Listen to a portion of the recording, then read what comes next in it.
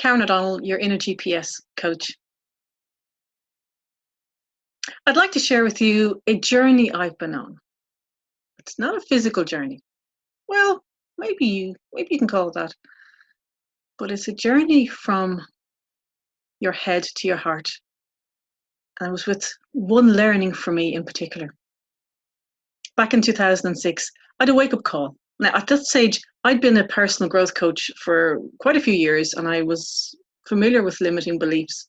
And I thought I'd cleared out most of mine, or the big chunky ones from my childhood. In 2006, I got a wake-up call and I realized, actually, there was more work to be done. And I set about the next year working on one thing in particular. It was an area to do with my father.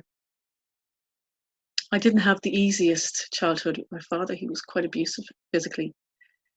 And I thought I dealt with it. I dealt with the anger and the frustration and lots of feelings around it. But I hadn't forgiven him. It had been said to me, and I took the moral high ground. Why would I forgive him? I was morally right. What he did was wrong. Therefore, why let him off the hook? And I wouldn't do it. But when I got this wake-up call, I looked deep and I realized I need to take a look at forgiveness. So I spent the next while working on that.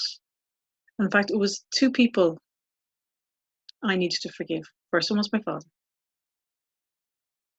And when you forgive somebody, it's not like you're letting them off the hook.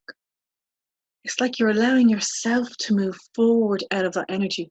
Because up until that point, and this is 30 odd years later, I was holding on to that. I was holding on to that pain. And for as long as I'm holding on to it, I'm the one being affected by it. So when you forgive somebody energetically, you're releasing yourself from that pain.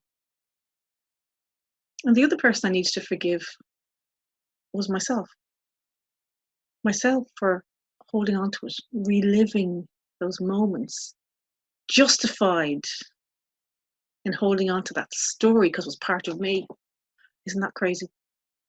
It's part of my identity. It's holding on to that story. I didn't want to forget it because I didn't want it to happen again. If I remembered it, it wouldn't happen again. It's not crazy. We tell ourselves such crazy stories. That monkey chatter in our heads.